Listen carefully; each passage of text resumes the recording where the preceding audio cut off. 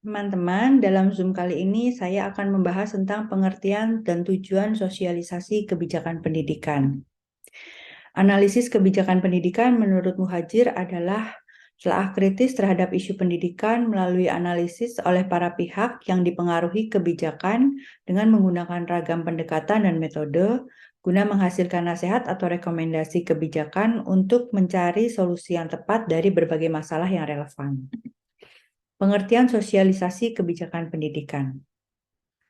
Sosialisasi kebijakan pendidikan merupakan suatu mekanisme penyampaian informasi, suatu sikap dan tindakan yang diambil seseorang atau dengan kesepakatan kelompok pembuat kebijakan sebagai upaya untuk menyelesaikan suatu masalah dalam dunia pendidikan. Tujuan sosialisasi kebijakan pendidikan secara umum adalah mengupayakan masyarakat luas memahami dan mampu menghayati makna dari tujuan dan konsep dari keputusan pemerintah. Yang kedua, masyarakat umum mengetahui dan memahami perkembangan implementasi kebijakan dan program pemerintah sebagai bagian dari pertanggungjawaban terhadap masyarakat. Yang ketiga, menjadi bagian dari kegiatan-kegiatan pelibatan masyarakat yang terdapat dalam siklus program dari kebijakan pemerintah tersebut. Secara khusus, agar terdapat kerjasama dan komitmen antara pemerintah dan masyarakat, atau antara masyarakat dengan masyarakat, untuk membuat rencana, menjalankan rencana, dan memonitor secara bersama-sama. Dapat membangkitkan motivasi kelompok strategis dan kelompok peduli untuk melakukan tindakan, baik dalam kerjasama maupun dalam membangun pengawasan terhadap tujuan kebijakan pendidikan tersebut. Menyebarluaskan hasil perkembangan program kebijakan di bidang pendidikan kepada masyarakat luas.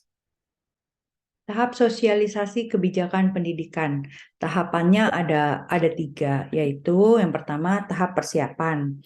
Tahap persiapan ini dipersiapkan sejak rencana kebijakan pendidikan digulirkan. Seorang pimpinan mempersiapkan draft aturan, regulasi, maupun produk kebijakan yang akan dihasilkan.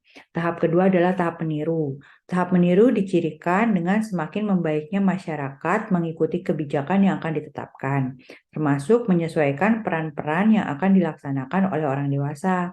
Pada tahap meniru ini mulai terbentuk kesadaran mengenai kebijakan baru.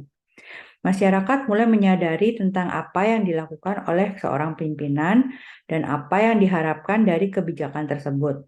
Atau masyarakat memiliki kemampuan untuk memposisikan diri pada kebijakan yang akan disahkan serta mulai terbentuk pada tahap ini.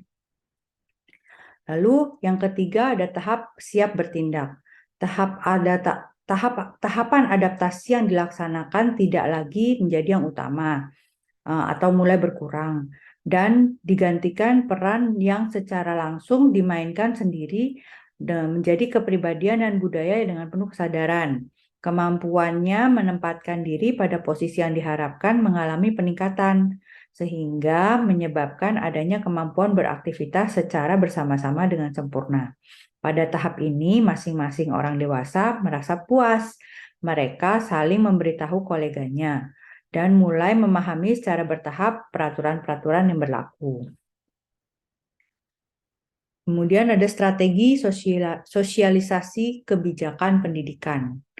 Ada beberapa strategi yang dalam melaksanakan sosialisasi kebijakan pendidikan sesuai dengan situasi dan kondisi unit kerja dan lingkungan masyarakat yang akan diberikan informasi, yaitu yang pertama, mendapatkan dukungan dari pimpinan tempat sosialisasi berlangsung. Yang kedua, memberikan pemahaman kepada pejabat dan staf di lingkungan sosialisasi mengenai kebijakan. Yang ketiga, menjelaskan kepada pegawai melalui seminar atau bimbingan teknis. Yang keempat, menyediakan berbagai media sosialisasi. Yang kelima, membuat poster dan brosur.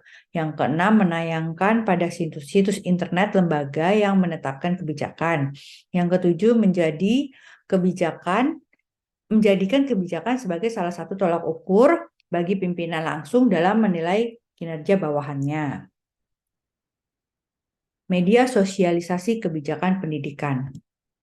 Kebijakan pendidikan yang sudah dirumuskan dapat disosialisasikan dengan menggunakan berbagai media. Contohnya menggunakan poster, menggunakan leaflet, brosur, spanduk, baliho, atau media elektronik. Contohnya CD, atau DVD, atau internet, atau radio, atau televisi.